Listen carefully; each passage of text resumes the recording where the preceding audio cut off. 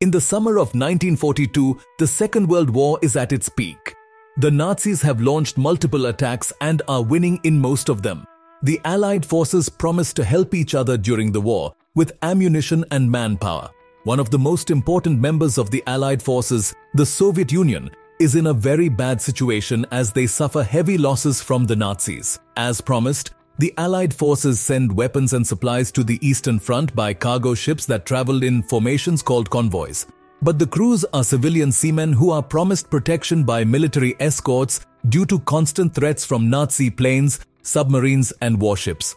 The route of the convoy is from Iceland to Russia with a transit time of 12 days. On day 4, the convoy is discovered by Nazi submarines, and every ship is filled with fear. As they prepare for battle, the captain of one of the ships, Skar, orders everyone to go below deck, leaving only the gunmen, Johan and Sigurd, on duty. Chaos erupts as multiple ships report sightings of a submarine. Suddenly, one of the cargo ships is bombed by a Nazi submarine. But before the submarine can cause more destruction, it is taken out by an escort plane. On day 5, the radio operator, Ragnhild, reports that out of the 34 ships sent, one was bombed the previous day and another returned due to engine failure. She also informs Skar that the escorts destroyed 4 more enemy planes before reaching them yesterday, in addition to the submarine they took down. Later during dinner, Ragnhild, Skar, the ship's mechanic Erik, and the second-in-command Mork discuss the war and how critical decisions are. They talk about the Norwegian Prime Minister fleeing during the war, leaving Norway defenseless. It's day 7, and everything seems stable, except for some minor engine issues. The convoy is moving at a good speed under the protection of the escorts. Skar asks Ragnhild what she thinks about Mork. As they have different views on politics and leadership, the day appears to be going well. But in times of war, nothing is certain. Suddenly, Ragnhild receives an emergency transmission, which is highly unusual. She relays the message to Skar, and his face turns grim as he reads it. The Allied forces have decided to disperse the convoy and withdraw the escorts. Skar can't believe this, and neither can Ragnhild. Another transmission is sent, confirming the order to disperse the convoy and proceed to Russia separately. Mork, Skar and Ragnhild meet to figure out why this happened and how to proceed. Mork has a theory that the escorts were withdrawn because the Allied forces realized the Nazis' military superiority and their escorts have no chance. Ragnhild agrees and thinks the Nazi warships might be heading straight for them. Skar isn't as concerned about why the decision was made. Instead, he focuses on planning the safest route to Russia. But no matter how they disperse the convoy or what route they take, they remain within reach of Nazi planes. Skar shares this with Erik, who suggests returning to Iceland because their engine isn't reliable enough to make it to Russia. Mork supports this idea too, thinking they aren't equipped well enough to go alone. But Skar refuses, deciding to stay on course and deliver the supplies to the Soviets. Erik warns Skar that they can't go beyond half speed or the engine will break down. Skar tells them they'll proceed as planned and not inform the crew about the issue. Skar tells the boatswain, Lars, that the convoy has dispersed and orders a double lookout for any danger. The crew watches as the convoy breaks apart over the next few hours.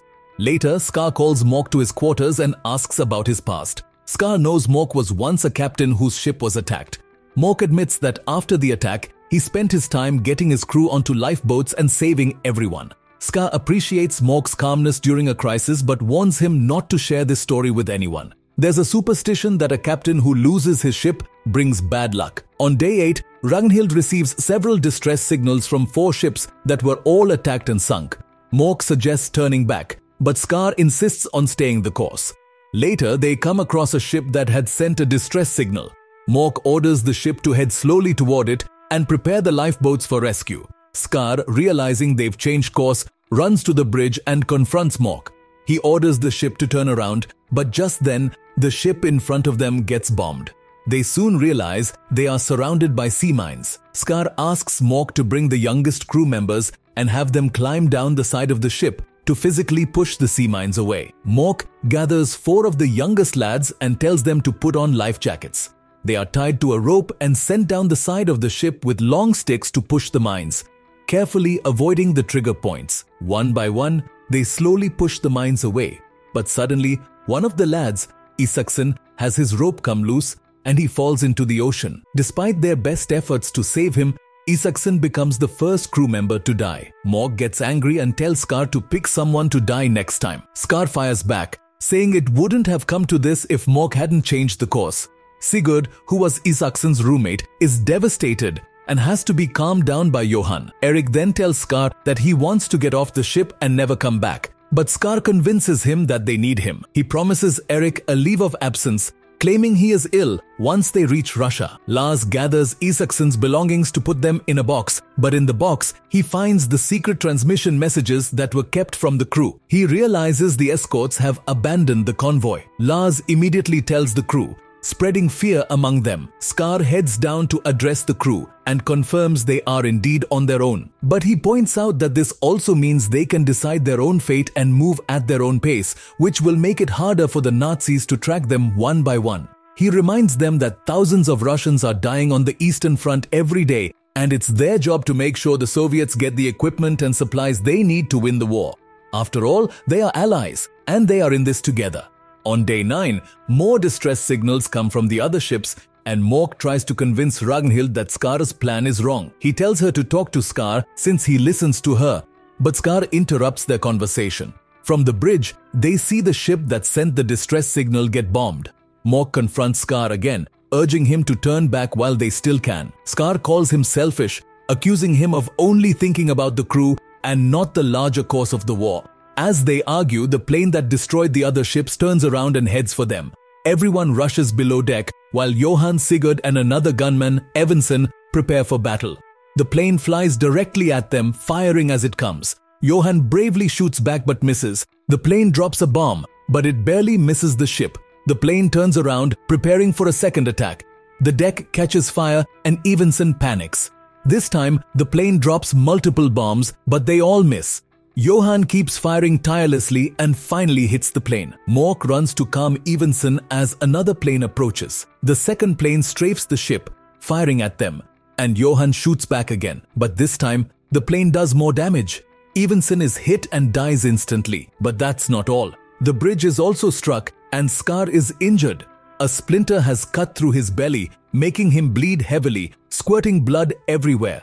Lars and Ragnhild take Scar below deck to tend to his wounds, but the battle continues. The plane makes several rounds to attack the cargo, but Johan finally manages to hit one of its engines, bringing it down. Ragnhild successfully removes the splinter and stitches Scar's wound. After being given morphine, Scar falls asleep, and Mork becomes the acting captain for the time being. Mork realizes that as long as Scar is asleep, he's in charge and can make decisions to save the crew. He convinces Lars to give him the remaining morphine to keep Scar off the bridge for a while. Lars isn't comfortable with the idea, but agrees as long as Mork doesn't inject Scar with too much morphine. Mork then gives Scar a small dose and takes his gun, seizing command of the ship.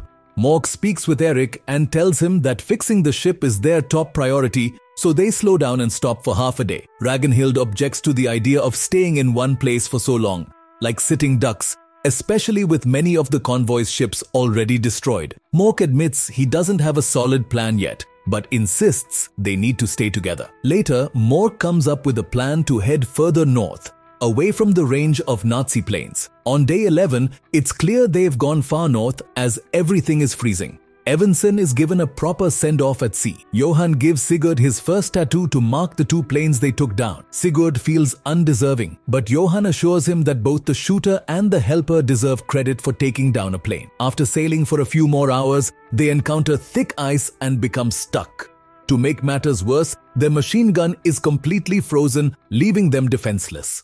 On the bright side, the stop gives Eric enough time to work on fixing the ship, and the crew gets some much-needed rest without being discovered by the Nazis. Ragnhild tells Mork that this might actually work, as they now have the advantage and the Soviets could support them from the south. Mork warns her not to count on that, recalling when he and his men were stranded near Russia and no one helped them. Even passing ships just waved at them instead of offering aid. On day 13, Mork goes to give Scar his usual dose of morphine, but Scar is no longer in his bed. Mork is shocked and rushes to find him. He eventually finds Scar in the ammunition room armed with a rifle. Mork tries to calm Scar, pretending not to know much, but he explains the situation to him. Scar, now more composed, heads to the bridge. As soon as they step outside, they spot a plane circling above them. Mork suggests that the plane hasn't noticed them, but Scar insists that they are still within Nazi plane range and are far from safe. Scar orders them to prepare the machine gun, but they tell him it's still frozen. Desperate, Scar tells Johann to use one of the cannons from the ammunition room. Fortunately, Johann knows how to operate it. They open the cargo hatch to fire from there since they can't bring the cannon out onto the deck. Mork then comes up with a brilliant idea to use all the white paint they have to blend into the snowy environment. They paint everything white and cover the ship with white blankets and towels to camouflage it.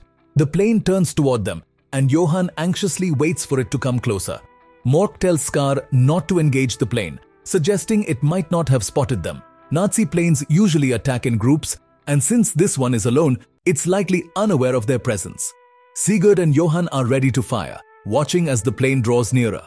Lars is on lookout, calling out the plane's position, while Mork begs Scar to hold off on attacking. As the plane flies directly over them, Sigurd tells Johann not to shoot, even though Scar orders him to fire.